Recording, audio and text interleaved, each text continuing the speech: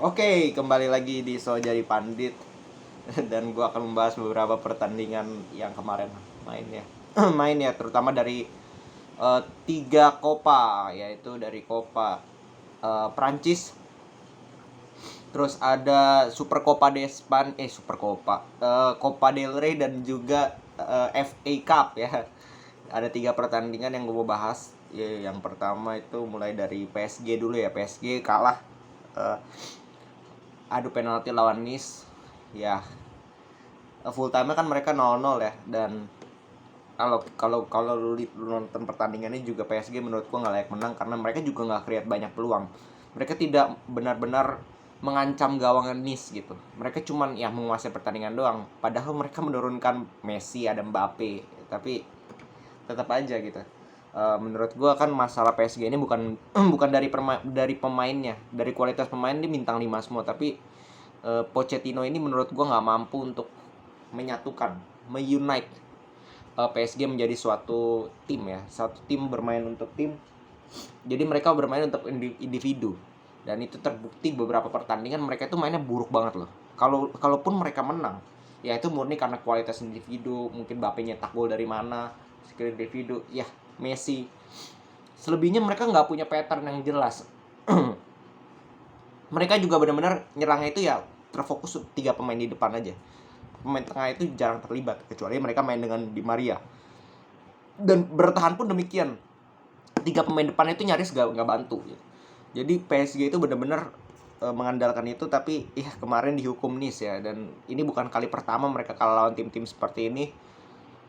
Ya kita lihat aja ke depannya gimana. PSG menurut gue sih nggak bakal kemana-mana juga ya, terutama dari Liga Champion. Mereka menurut gue susah lah kalau mereka ketemu sama Madrid. Nanti misalkan dia lolos pun, ketemu misalkan lawan Bayern, ketemu lawan Liverpool, ketemu lawan City, mungkin mereka akan lewat juga gitu.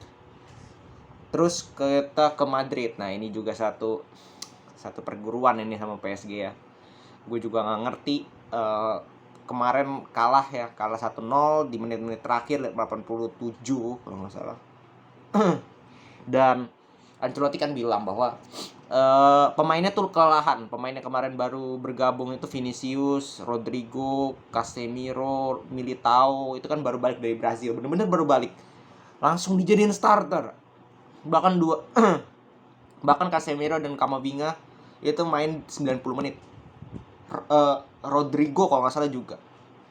Gini yang gue mau bertanyakan, kalau lu bilang bahwa mereka baru balik, mereka kecapean, kenapa lu mainin? Lu di cadangan sekarang ada Jovic, ada Gareth Bale, ada Hazard, ada Valverde, ada Isco.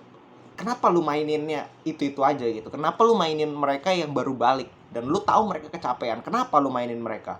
Itu kan kesalahan dasar ya. Dan menurut gue ini murni kesalahan pertama Madrid kala itu gara-gara Ancelotti. Ini menurut gue, ini yang gue mau jelaskan, karena menurut gue pergantian pemain pun nggak ada kan. Babak kedua cuma nyaris ganti Vinicius sama Isco, Camavinga gantiin si Toni Kroos. Lebih defense justru. Wing digantiin nama gelandang kan nggak masuk akal gitu. Lu mau menang atau lu mau incer seri? Dia juga bilang bahwa 3 pergantian akan gue lakukan di extra time. Lah, apakah target lu itu ngulur waktu sampai extra time gitu? Kenapa lu nggak kill the game dari 90 menit? Artinya kan ada yang salah nih. Ada yang mungkin Ancelotti juga bilang bahwa Hazard, Bale itu belum match fitness lah istilahnya. Tapi kan lu bisa berikan mereka kesempatan at least 30 menit, at least 45 menit. Bisa kok mereka bermain, gue jamin bisa. Kenapa lu nggak coba? Jovic itu fit loh. Kenapa lu nggak mainin Jovic? Ada alasan nggak Jovic? Malah lu mainin false nine. Dan akhirnya gak jalan sama sekali, gak diubah juga. Udah gak jalan gak diubah ya, selesai juga menurut gue. Kita lihat aja ini, Ancelotti juga udah mulai kelihatan bahwa dia keras kepala gitu. Dia tetap memainkan pemain yang sama aja gitu. Udah pemain yang sama. Kalau Benzema gak main, gak ada striker, bayangin. Terus Vinicius gak on fire, selesai. Tiga pemain di tengah juga drop kemarin. Ya layak kalah sih menurut gue, layak kalah. Bilbao jauh lebih banyak peluang, jauh lebih banyak shot, lebih banyak peluang, lebih banyak create peluang. Sangat layak lah kalau gue bilang menjadi pemenang gitu. untuk Madrid ya. Madrid lebih baik fokus lah. Kalau UCL masih bisa, kalau nggak La Liga aja udah cukup lah musim ini. Baru musim depan datengin Mbappe, datengin siapa lagi, baru kita berbicara lagi. Terus ke pertandingan terakhir tadi malam, pertandingan yang sangat-sangat seru ya gue nonton. Dari jam 3 sampai jam 6 lewat, bayangin. Pertandingan yang membuang waktu antara MU melawan Middlesbrough. Middlesbrough ini kasta kedua ya dari Liga Inggris. Memang waktu itu dia pernah beberapa kali juga main di Liga Primer, cuman kali ini dia masih di Liga kasta keduanya. Gimana sih jalannya pertandingan? Menurut gue ini pertandingan yang harusnya MU tuh gampang menang 5-0. 5-0 gampang banget. Babak pertama, baru berapa menit Sancho udah kena mistar. Bola reboundnya datang ke Bruno Fernandes depan gawang. Tinggi. Sekarang lu jadi pemain kayak gitu, kalau Bruno yang biasanya itu mermasuk tiba-tiba nggak masuk ya, gue nggak tahu apa yang terjadi. Dapat penalti, Ronaldo yang biasa merem itu masuk, nggak on target. Terus beberapa menit kemudian Bruno itu dapat lagi depan gawang, tinggi lagi. Terus baru datang gol Sancho. Itu pun di flag ya. 1-0, layak 1-0. Gue bilang lebih juga bisa. MU menguasai pertandingan, mainnya cakep banget. Sebenarnya mainnya cakep banget. Masuknya Pogba, hadirnya Pogba, mainnya lebih terstruktur, passingnya lebih jelas gitu. Kelihatan banget lah bedanya Pogba sama Fred tuh beda bumi langit lah kalau soal menyerang, soal passing, soal visi. Itu beda jauh lah. Kita nggak usah bahas itu. Nah, masuk babak kedua. Sama, MU juga menekan. Middlesbrough itu nyaris nggak dapat peluang. Terus neken dapat peluang Mas. Ronaldo itu berkali-kali dapat peluang pertandingan kali ini. Kalau orang bilang pertandingan kemarin Ronaldo jelek itu karena nggak dapat peluang sama sekali, menurut gue bullshit. Karena kemarin itu benar-benar dia tidak dapat supply, jadi kita nggak bisa salahin dia. Tapi pertandingan kali ini membuktikan bahwa Ronaldo jelek mainnya. Kenapa? Karena dia dapat berkali-kali peluang depan gawang, nendangnya antara off target, kalau nggak masih ketahan kiper, kemana lah. Aduh, ampun-ampunan deh bener-bener. Kalau lu lihat bad perform aja gitu. Dapat lagi mistar. Dapat tiang. Bruno Fernandes depan gawang. Udah kosong gawangnya, udah bener-bener kosong. Kiper udah masih kena tiang. Iya, kalau lu dapat peluang-peluang kayak gitu nggak gol ya, sorry to say, memang layak kalah gitu. Karena lu nggak efektif. Berapa kali dapat peluang? Rashford depan gawang juga nggak gol. Headingnya Bruno juga berapa kali, Ronaldo itu berkali-kali dapat peluang mas. Itu kalau mereka nggak bad day aja, bukan best day ya, tapi nggak bad day aja, normal aja itu 2-3 gol mereka masing-masing. Tapi nggak tahu kenapa pertandingan kali ini suwe banget bener. Dapat gol Middlesbrough yang menjadi perdebatan ya, karena mengenai tangan jelas itu nggak ada escape ya, kena tangan. Tapi kata wasit dan memang peraturan IPL begitu, walaupun ini nggak IPL ya, tapi ini FA Cup di Inggris lah istilahnya.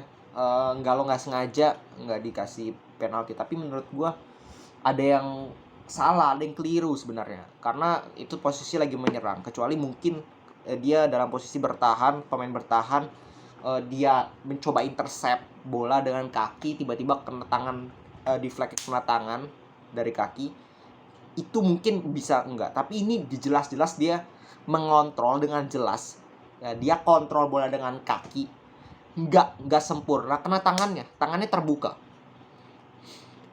dan tetap gol gitu, walaupun sudah dicek VAR. Ini sangat kontroversial dan memang gue pun bilang bahwa ini nggak gol ya, handball menurut gue. Karena kembali lagi, kalau kita berbicara tentang dia tuh kontrol bola loh, Dia tuh kontrol bola, dia yang salah loh, bukan kita ya, bukan nggak sengaja bener-bener. Kalau back kan, kalau lu misalkan di shoot, orang shoot, lu tahan pakai kaki, nggak sengaja kena tangan.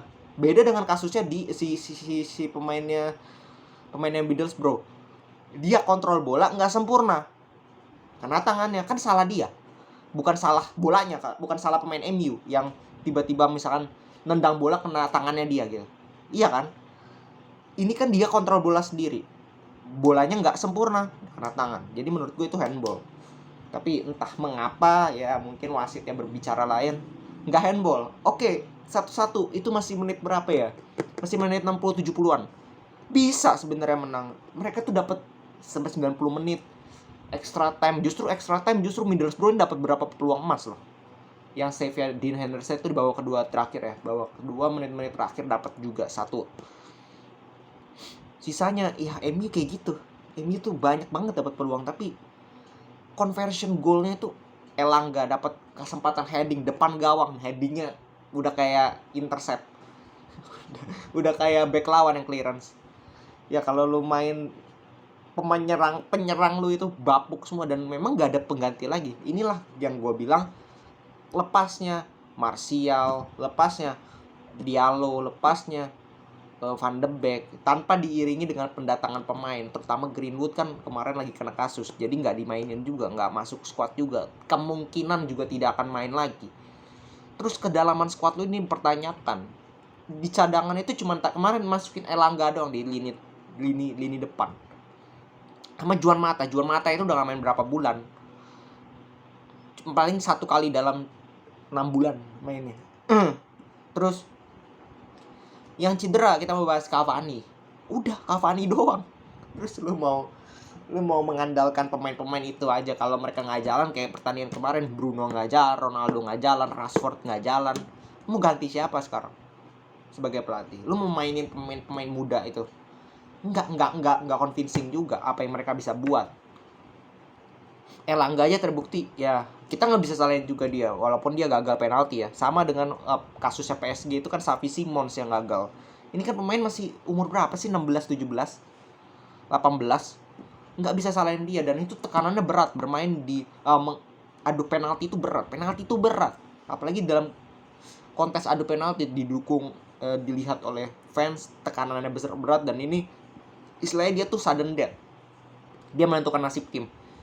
Dan kalau lu lihat di setelah pertandingan, setelah Elanga melakukan shoot jauh, semua pemain MU melakukan support, Bruno, Ronaldo juga, Jones lah dan sebagainya, bahwa ya lu nggak bisa salahin pemain muda ini, lu salahin diri lu sendiri.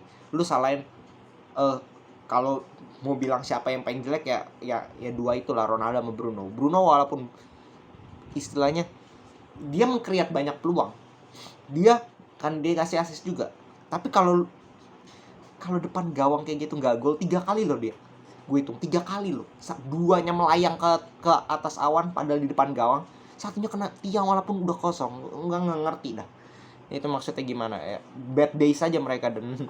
Dan ya sabar aja untuk fans MU ya, karena harapan kalian tuh trofi musim ini cuman UCL, dan itu ya sorry to say sangat sulit.